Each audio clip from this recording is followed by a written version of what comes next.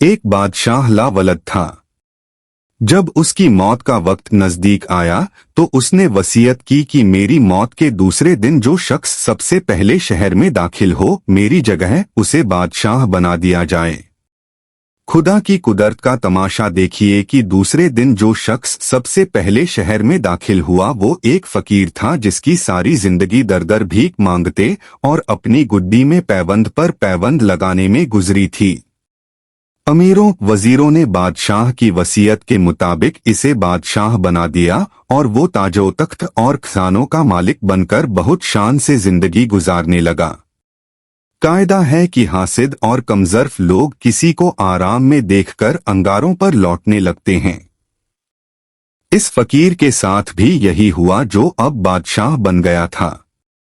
इसके दरबार के कुछ उमरा ने आसपास के हुक्मरानों से साजबाज करके मलिक पर हमला करवा दिया और बहुत सा इलाका हमला आवरों ने फतह कर लिया।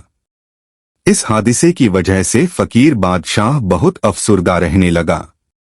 इन्हीं दिनों उसका एक साथी फकीर इधर आ निकला और अपने यार को ऐसी हालत में देखकर बहुत खुश हुआ। उसने उसे मुबारकबाद दी कि खुदा ने तेरा मुकद्दर सवारा और फशे खाक से उठाकर तख्त अफलाक पर बिठा दिया। फकीर की ये बात बिल्कुल दुरुस्त थी। कहाँ दर दर की भीख मांगना और कहाँ तख्त सल्तनत पर जलवा फरोज होना। लेकिन इस शख्स को तो अब बादशाह बन जाने की खुशी से ज्यादा मलिक का कुछ हिस्सा छिन जाने का गम था। गुम भरी आवाज में बोला, हाँ दोस्त, तेरी ये बात तो गलत नहीं, लेकिन तुझे क्या मालूम कि मैं कैसी फिक्रों में घिरा हुआ हूँ।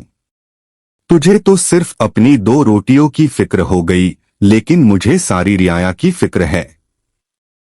सबक हजरत सादी ने इस हिकायत में ये सच्चाई बयान फरमाई है कि दुनिया का बड़े से बड़ा एजाज पाकर भी इंसान को सच्चा इत्मीनान हासिल नहीं होता। अपने तालिबों को मुसलसल करब में मुब्तला रखना दुनिया की ऐसी आदत है जिसे बदला नहीं जा सकता।